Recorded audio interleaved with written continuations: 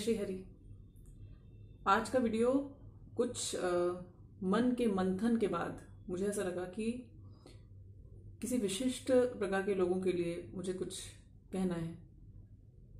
और इसका जो बैकग्राउंड है, जो प्रेरणा है, वो सब कुछ जो अर्जुन ने कहा, पर इसके अलावा जो सबसे बड़ा कारण है इस बात को कहने के लिए वो है कि जो अर्जुन ने नहीं कहा। हम सबने देखा कि अर्जुन जब यहाँ पर आए थे इस रणभूमि में, कुरुक्षेत्र की रणभूमि में, तो उनकी शैली बड़ी आक्रामक थी। और ये भी हमने जाना कि जो कुछ भी उन्होंने और उनके भाइयों ने, उनकी माँ ने जीवन भर देखा था, सहा था, धृतराष्ट्र और उनके बेटों के अन्याय से भरे हुए व्यवहार और उनके मनोभाव के चलते, उसके कारण अब अंततः इन्होंने ये ठाना था कि इन्हें वो करना है जो इन्हें करना चाहिए, क्योंकि ये क्षत्रिय थे। और क्षत्रिय केवल एक नाम नहीं होता, एक पहचान नहीं होती। क्षत्रिय होती है एक व्यक्तित्व की पूरी यूनिट। उसमें क्या क्या होगा, उसमें कौन कौन से गुण होंगे, उसका डिस्पोजिशन कैसा होगा, वो निर्धारित करता है कि व्यक्ति क्षत्रिय है या नहीं। जो आक्रामकता अर्जुन दिखा रहे थे वो एक क्षत्रिय की पहचान है, क्योंकि क्षत्रिय यानी कि ऐसा भाव लिया हुआ एक व्यक्तित्व जिसमें सह पाने की शक्ति बहुत होती है, लेकिन वो सहता तब है जब वो एक्शन में होता है, जब वो कर्म कर रहा होता है। यानी वो चुपचाप बैठ के सहने वाला जो डिस्पोजिशन होता है वो एक क्षत्रिय का नहीं होता। और इसी कारण क्षत्रिय वो व्यक्ति होते हैं जो समाज को धर्म के रास्ते में चलने के लिए जो प्रोटेक्शन चाहिए, जो रक्षा चाहिए, संरक्षण चाहिए, वो क्षत्रिय समुदाय देता है। और क्षत्रिय बचपन से क्षत्रिय होता है, ऐसा नहीं होता कि वो बाद में क्षत्रिय बन जाए। कुछ उसकी स्वाभाविक ऐसी प्रवृत्तियां होती हैं, कुछ ऐसे विचारों की शैली होती है जिसके कारण वो उस प्रकार से अपने आप को संचालित करता है कि वो क्षत्रिय दृष्टिगोचर होता है, बचपन से ही दिखता है कि क्षत्रिय है।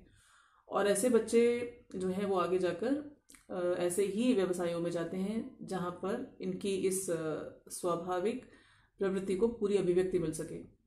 यदि ऐसा नहीं हो पाता तो क्षत्रिय डिस्पोजिशन वाले लोग प्रायः ऐसे, यदि वो किसी गलत व्यवसाय में फंस जाते हैं तो वो ऐसे कार्य करने लगते हैं या ऐसा व्यवहार करने लगते हैं जो उस व्यवसाय या उस कार्य विशिष्ट के लिए अच्छा नहीं होता। ये जो अग्रेशन का जो भाव है इनके अंदर, जो धर्म की रक्षा के लिए जो इनके मन में एक स्वाभाविक जो इंक्लिनेशन पाया जाता है, उसको यदि अभिव्यक्ति ना मिले तो ये एक तरह से कुंठित भाव बनकर गलत जगहों से निकलने लगता है। ये एक बात है। अर्जुन क्षत्रिय थे। आज का वीडियो उन लोगों के लिए है जो अर्जुन जैसे डिस्पोजिशन के नहीं हैं। पहले हम ये देखते हैं कि अर्जुन क्या कहते हैं और क्या कहने से छोड़ देते हैं। हमने ये देखा कि जब श्री कृष्ण ने भीष्म और द्रोण के सामने और अन्य राजाओं के सामने रथ को स्थापित किया, भीष्म द्रोण प्रमुखतः सर्वेशाम च महीक्षिताम, और इसके बाद वो बोले उवाच पार्थ पश्यैतान समवेतान कुरून नीति। कुरुओं को देखने का जब इन्होंने निर्देश दिया था अर्जुन को, तो अर्जुन ने फिर देखा कि इनके परिवार के लोग यहाँ खड़े हैं, और ये देखकर इनकी जो दुर्दशा हुई वो भी हमने देखी। सीदंती मम गात्राणि मुखम च परिशुष्यति वेपथुष्ट शरीरे मेरो महर्षश्च जायते गांडीवम संसदे हस्ताक्त्वक्चैव परिदह्यते न च शक्नुमि व्यवस्थातुं भ्रमतीव च मे मनः। तो ये जो बातें इन्होंने कही, इन बातों को, इनकी दशा को जब ये बताते हैं तो हमें ये तो दिखता है कि अर्जुन बहुत बुरी तरह से ओवरवेल्म्ड है, बहुत बुरी तरह से इनके ऊपर कोई भाव चढ़ गया है। इसके कारण ये अर्जुन अपने उस पहले वाले शैली में नहीं रह पा रहे। लेकिन साथ में ये भी देखने वाली बात है कि जब कृपया परया विष्टो विषीदन इदमब्रवीत जब कहा गया है, तो जो पराकृपा आई है अर्जुन की, वो आई है उन लोगों के प्रति जिनको ये देखते हैं। अर्जुन यहाँ पर अपने प्रति किसी सेल्फ पिटी के भाव में हमें बिल्कुल नहीं दिखाई देते। ये लगातार उन लोगों के विषय में चिंता करते हैं जो सामने खड़े हैं, जो पीछे खड़े हैं, और तो और ये अपने कुलक्षय के पाप के बारे में भी डरते हैं कि कितना बड़ा दोष है यदि मैं कुल को नष्ट कर देता हूँ, और धर्म यदि नष्ट हो जाएगा तो मेरे परिवार पर, पूरे परिवार पर अधर्म छा जाएगा। ये सब कुछ अर्जुन कह पाते हैं क्योंकि अर्जुन पहला कारण एक क्षत्रिय हैं, इस प्रकार के स्वभाव और इस प्रकार की प्रवृत्ति के व्यक्ति हैं। दूसरा कारण ये कि बचपन से ही भले ही कितना भी अत्याचार अन्याय सहा गया हो अर्जुन के द्वारा, लेकिन अर्जुन अकेले नहीं थे। इनके साथ इनके 4 भाई थे और इनके साथ इनकी माँ थी। इनके साथ श्री कृष्ण भी थे, यानी कि he had someone to belong to, he knew his set of people. एक कम्युनिटी थी जिसको ये जानते थे कि मेरे हैं ये लोग।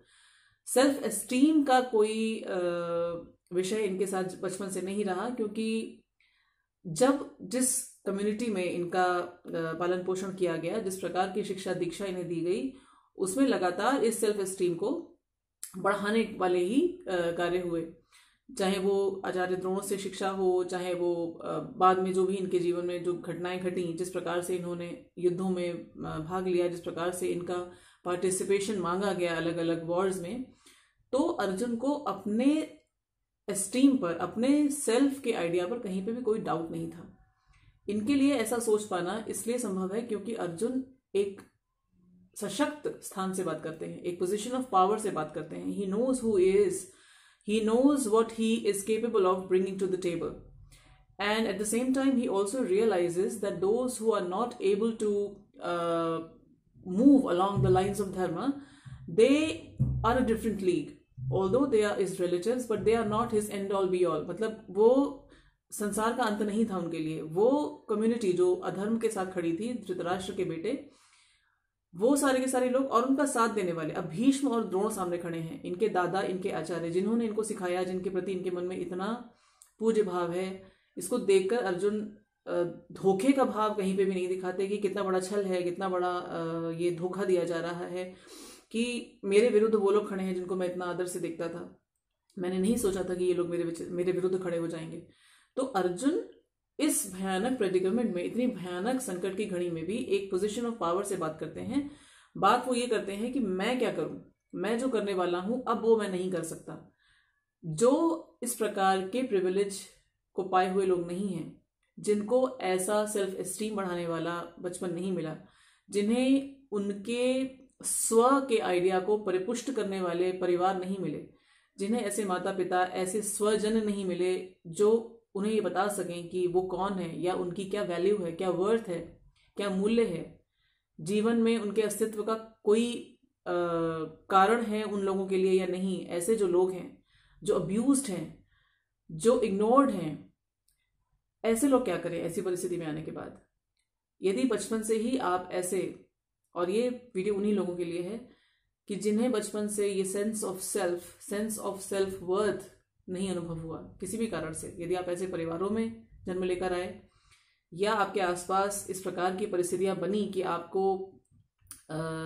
आपके सेल्फ एस्टीम को बढ़ाने वाला कोई ऐसा ना व्यक्ति मिला, ना ऐसी कोई परिस्थिति मिली, आप अपने आप को वर्थलेस या बिल्कुल यूजलेस अनुभव करते हैं, और फिर आप ये पाते हैं कि जिन लोगों को आप स्वजन मानते हैं, आप जिन्हें आप अपना मानते हैं, जिन्हें आप बहुत प्यार करते हैं, जिनके लिए आप सब कुछ करना चाहते हैं, यदि आप ये देखते हैं कि सब कुछ करने के बाद अंत में जब आप सम्मुख आते हैं इस सत्य के कि वो ही आपके सबसे बड़े शत्रु हैं, वो ही आपके विरुद्ध खड़े हैं पूरा मोर्चा खोलकर, ऐसे में आप अर्जुन की तरह ये नहीं सोच पाएंगे कि मैं इन पर शस्त्र कैसे चलाऊं, क्योंकि आप शस्त्र चलाने वाले डिस्पोजिशन में तो पहले ही नहीं थे।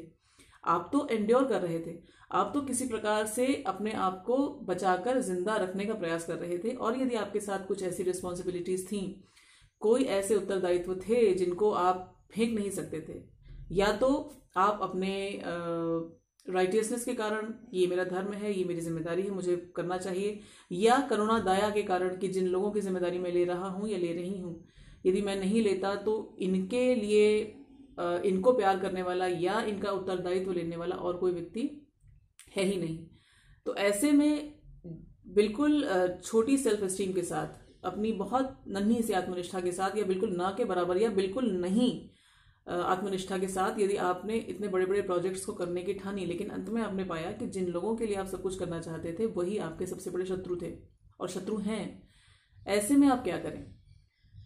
ऐसे में धराशायी हो जाना, अपने आप को बिल्कुल दुर्बल पाना, जीवन के सामने बिल्कुल हथियार छोड़ देना, और दया के भाव से, करुणा जिसको अर्जुन अन्य लोगों के लिए अनुभव कर रहे थे, वो करुणा अपने लिए अनुभव करना, जैसे कहते हैं सेल्फ पिटी, ये होना बहुत स्वाभाविक है। मैं जो कुछ आपको बता रही हूं वो सारा का सारा अनुभव है। यदि ये आइडिया ऑफ सेल्फ शुरू से आपके मन में नहीं आया तो ये मानकर चलिए कि जीवन आपको ये आइडिया ऑफ सेल्फ सिखाने के लिए ही दिया गया है। परिस्थितियां, व्यक्ति एक के बाद एक आपके सामने ऐसे लाकर रखे जाएंगे कि आपको वास्तव में अपने सेल्फ के आइडिया पर सोचना पड़ेगा, उसे जगाना पड़ेगा। क्योंकि आपने अपने आप को प्यार करना नहीं सीखा, क्योंकि किसी ने आपको ये नहीं सिखाया कि आप प्रेम के योग्य हैं, किसी ने आपको ये नहीं सिखाया कि आपका भी कोई मूल्य है, किसी ने आपको कभी ये नहीं सिखाया कि आप वांछित हैं। तो ऐसे में जो पार्ट है आपका वो ये कि आप वो जो कमी हर ओर से हो रही है वो आप अपने आप से कैसे पूरी करें। और ये तब तक चलता रहेगा, जीवन के इस स्कूल में आपकी पिटाई तब तक होती रहेगी जब तक आप खड़े होकर अपने लिए खुद खड़े होना, अपने लिए सोचना नहीं सीखे। क्योंकि जितने भी संबंध, जितने भी परिस्थितियों के सेट्स आपके आसपास क्रिएट किए गए हैं, मैं आपको बार बार याद दिलाती रहती हूँ कि जीवन एक पाठशाला है। ये केवल इसलिए बनाए गए हैं कि ये प्रोजेक्शंस हैं, ये रिफ्लेक्शंस हैं, ये आप ही का प्रतिबिंब है आपके सामने। जो आप अपने मन में अपने लिए सोचते हैं वही सामने वाला आपको बार बार शीशे में दिखाएगा। आपको ये बार बार दिखाया जाएगा कि this is how they perceive you, because this is how you perceive yourself. अंत में आपको ये स्वीकार करना पड़ेगा कि कोई मेरे साथ नहीं है, कोई मेरा नहीं है, किसी के लिए मैं कुछ भी करूं मेरा मूल्य उनके लिए कुछ नहीं होने वाला। आपके व्यक्तित्व पर, आपके अस्तित्व पर, आपके मूल्यों पर, आपके मूल्य पर लोग तब तक थूकते रहेंगे जब तक आप अपने आप को एक पीकदान की तरह समझेंगे। तो जो हुआ आपकी कथा में अब तक, जो कुछ भी हुआ, अभी भी आपके जीवन में चाहे जैसी भी परिस्थितियां चल रही हैं, एक चीज आपको याद रखना बहुत आवश्यक है कि यदि आप इस जीवन के स्कूल में रखे गए हैं, भेजे गए हैं, आपका एडमिशन कराया गया है, तो कोई है जो आपको स्पॉन्सर कर रहा है, कोई है जो ये चाहता है कि आप सीखें, आप आगे बढ़ें, आप ग्रो करें, आपका विकास हो। कोई है जो ये चाहता है कि आप वो सब कुछ पाएं जो आपको पाना चाहिए। और ये जो लोग आपके आसपास इकट्ठे किए गए हैं, जो आपको बार बार ये सिखाते हैं कि आपको कुछ नहीं दिया जा सकता, आप किसी योग्य नहीं हैं, आपकी पीड़ा, आपके संघर्ष, आपके दुख, आपकी जितनी भी आपके प्रेम से भरे जो भी जेस्चर्स थे, जो इन पर या तो थूकते हैं या इन्हें इग्नोर करते हैं या इनकी वैल्यू नहीं कर पाते, वो इसीलिए रखे गए हैं कि बार बार इस शीशे को आप देखें। इन मिरर्स को आप जब देखेंगे, इन बदसूरत दिखाई देने वाली आत्म छवियों को जब आप देखेंगे, तो एक समय ऐसा आएगा जब आपको उस दर्पण में देखना पड़ेगा जहां सचमुच में आपका इमेज, आपका रिफ्लेक्शन, आपका प्रतिबिंब वही दिखाई देगा जो आप वास्तव में हैं। तो जितनी जल्दी आप ये कर सके उतनी जल्दी ये करें। अर्जुन जो कुछ भी सोचते हैं वो इसलिए सोचते हैं क्योंकि उनके साथ सेल्फ एस्टीम इशू कभी नहीं रहा। उनके साथ ऐसे लोग नहीं थे जो उन्हें अब्यूज करें, उनके साथ ऐसे लोग नहीं थे जो उनके मूल्य पर, उनके प्रेम पर, उनके व्यक्तित्व पर थूकें या उसे नजरअंदाज करें। उन्हें लगातार एक हीरोइक ट्रीटमेंट मिला है जीवन में, इसलिए अर्जुन ये सोच पाते हैं कि अब मैं क्या करूं। इसीलिए अर्जुन करुणा कर पाते हैं उन लोगों पर जो सामने खड़े हैं इनके शत्रु बनकर। वो उनके द्वारा किए हुए द्रोह से अपने आप को गिरा हुआ, अपने आप को दयनीय अवस्था में बिल्कुल नहीं पाते। There is no self pity in Arjun at all, and this is something that is very strange. अगर आप ये देखें तो सोचें तो इसीलिए वो, क्योंकि अर्जुन लगातार अपनी सेल्फ एस्टीम में पूरी तरह एस्टेब्लिश्ड हैं, वो किसी और से अप्रूवल नहीं ढूंढ रहे। श्री कृष्ण उनके साथ चैरियटर बनकर, उनके सारथी बनकर खड़े हैं, इस बात से उनको बहुत आत्मबल है और वो ये जानते हैं कि कुछ ऐसा कारण है कि कृष्ण मेरे साथ हैं। कृष्ण हमारे साथ भी हैं, कृष्ण हम सब के सारथी हैं।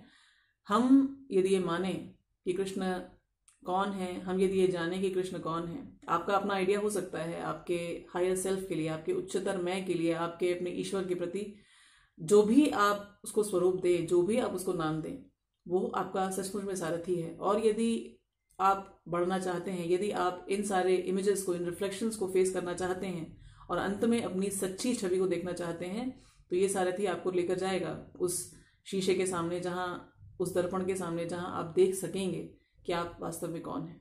सो this video was dedicated to all those who have been ignored, abused, trespassed, persecuted and exploited all their lives, and who didn't know what else to do because they didn't know who they were, because there was no one to tell them that they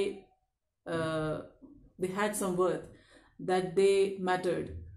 तो ऐसे लोग, ऐसे आप सब लोगों से जो भी हैं, यदि हैं तो ये संदेश आपके लिए है।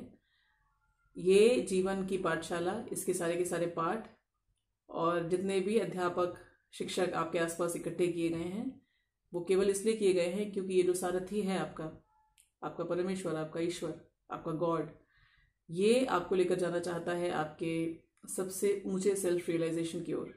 तो जल्दी से जल्दी जागिए, लोगों की ओर देखना बंद कर दीजिए अपने इवैल्यूएशन के लिए, अपने मूल्यांकन के लिए, क्योंकि उनके पास दूसरा टास्क है। उनके पास टास्क ये है कि खदेड़ कर आपको वहां लेकर जाना चाहते हैं जहां आप अपनी आत्म छवि को स्वयं ढूंढें और उससे प्यार करना सीखें, क्योंकि आपकी आत्म छवि, आपके ईश्वर, आपके उस ओरिजिनल रिलेटिव, उस पहले संबंधी जिसके आप अंश हैं, जिसके आप बच्चे हैं, जो आपके जन्म का कारण है, जो आपके अस्तित्व का कारण है, उसका प्रतिबिंब है आप। तो इसलिए आपको अपने आप से प्यार करना होगा क्योंकि आप उसकी छवि हैं। बस इतना ही कहना था आज। आगे फिर से हम गीता के श्लोकों को देखेंगे। जय श्री कृष्ण।